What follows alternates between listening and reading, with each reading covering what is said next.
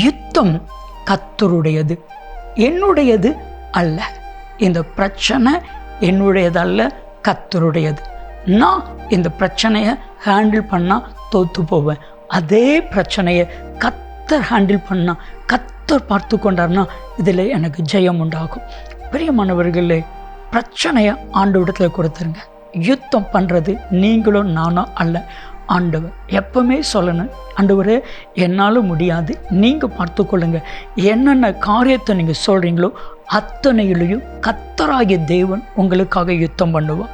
2 நாளாகமம் 20:12 யோசபாத்து சொல்லுகிறான், ஆண்டவரே இவர்களுக்கு முன்பாக நிற்பதற்கு எனக்கு பலன் இல்லை, என்ன செய்வதென்று சொல்லி தெரியலை.